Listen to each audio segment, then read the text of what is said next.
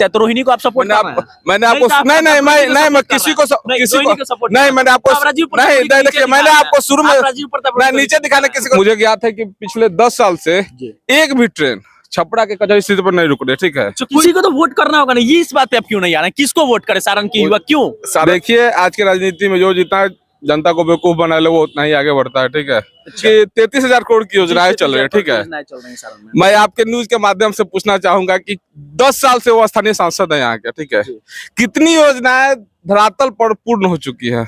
अभी आप जिस जगह पे खड़े हैं बता दूं वहाँ पे हजारों दुकानदार है। देखिए सामने दिखाई दे रहा है हजारों दुकानदार। ठीक है, दिखा दे हजारों दुकानदार। ठीक है, इनका जीवन यहाँ पर कैसे चलता है? ट्रेन रुकता है, उसके यात्री आते हैं, अगर कोई बिस्किट खरीदता है, होटल से मिठाई खरीदता है, खाना खाता है। लेकिन आपको पता होना चाहिए कि जहाँ तक मुझे ज्ञात है कि पिछले 10 साल से एक भी ट्रेन छपरा के कचहरी स्थिति पर नहीं रुक रहे। ठीक है, कोई भी ट्रेन छपरा हाँ आपने मैंने आपका एक बाइट देखा था, आपने बात किया था कि सांसद महोदय साहब कि छपरा से पटना का ट्रेन कब खुलेगा, तो उन्होंने अपने बातों को लपेट कर आपसे बोला था कि अब ट्रेन की क्या जरूरत है, आप 1 घंटे में डायरेक्ट पटना चले जाइएगा। 10 मिनट में छपरा से पटना। तो उनको बता देना चाहता हूँ कि ट्रेन से केवल ट्रेन से पैसेंजर नहीं, उससे हजारों लोगों का घर भी चलता है। ठीक है, और इस विषय को थोड़ा गंभीरता से लेना पड़ेगा सांसद महोदय। ठीक है, और ये जितने भी दुकानें देख रहे हैं, ठीक है, इन पर हजारों लोग आश्रित है। दुकान 100 हो तो उस पे परिवार सहित अगर जोड़ा जाए तो कम से कम 5-10 हजार लोग आश्रित है इस स्टेशन से।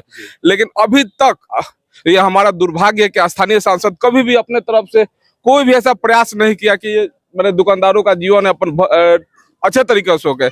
एक तरफ आपके प्रधानमंत्री कहते हैं कि पकौड़ा बेचना रोजगार है, छोटा ठेला लगाना रोजगार है। ठीक है भैया, तो रोजगार तो है लेकिन रोजगार के लिए ग्राहक भी तो चाहिए, और इनका ग्राहक ट्रेन के यात्रीगण होते हैं। ठीक है, जब ट्रेन ही नहीं रुकेगा तो ये रोजगार कैसे करेंगे? खाए ये नौकरी के लिए आश्रित नहीं आप पे, लेकिन खाएंगे कैसे? परिवार का पालन कैसे करेंगे? ये वो कहते हैं कि सारण जिला पूरे विश्व का पहला जिला है जहाँ पे तमाम लोगों के घर में जो गैस है वो गैस पाइपलाइन से जाता है, सड़कों की जाल बिछाई जा रही है, ये सब चीज वादा करते हैं और बताते हैं कि सारण जिला पहला जिला है और हमने इस जिले को विश्व के मानचित्र पे स्थापित कर दिया। इस पे क्या प्रतिक्रिया देंगे? देखिए सबसे पहले मैं बता देना चाहता हूँ मैंने उनका एक ड्राफ्ट देखा था जिसमें उनकी 33,000 करोड़ की योजनाएं चल रही है। ठीक है, मैं आपके न्यूज के माध्यम से पूछना चाहूंगा कि 10 साल से वो स्थानीय सांसद है यहाँ के। ठीक है, कितनी योजनाएं धरातल पर पूर्ण हो चुकी है?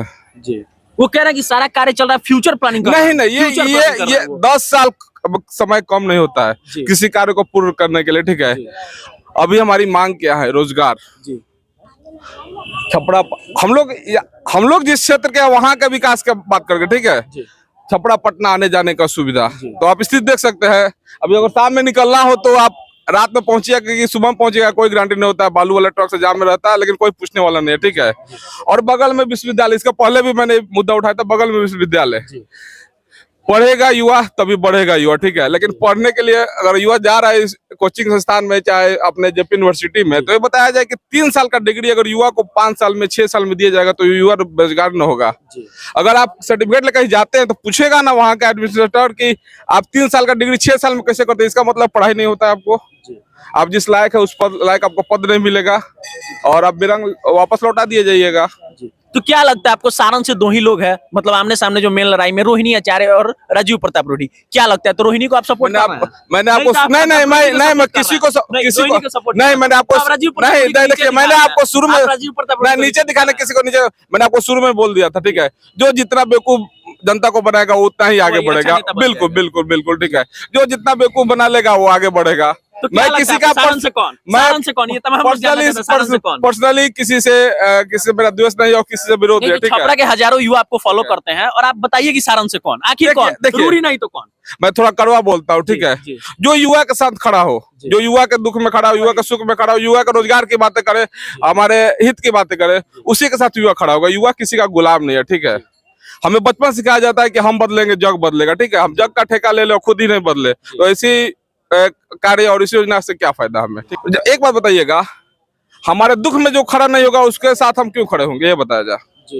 तो किसी को तो वोट करना होगा ना, ये इस बात पे आप क्यों नहीं आ रहे हैं? किसको वोट करे सारण के युवा? क्यों सारण के ये बताइए। देखिए सारण के युवा खुद शिक्षित है और उनको पता है कि कहाँ मतदान करना है। ठीक है, अब पहले वाली जनता नहीं रही है कि किसी के बेवकूफ बनाने से कहीं भी मतदान कर दे, सब शिक्षित है और सब, मुझे विश्वास है कि सब अपने अपने मत का सदुपयोग करेंगे। तो देखिए ये कुमार भार्गव थे और अपने बातों को सोशल मीडिया पे ये एकदम मुंहजोर तरीके से रखते हैं, इसीलिए इनको जाना जाता है। हम सोचे कि इनसे बातचीत किया जाए। ये खुलकर ये बात नहीं बता रहे हैं कि आखिर सारण के युवा वोट किसे करे, किसी को तो करना होगा ना। एक बार ये आप नाम रख दीजिए, क्या रोहिणी या रूढ़ी, ये बता दीजिए।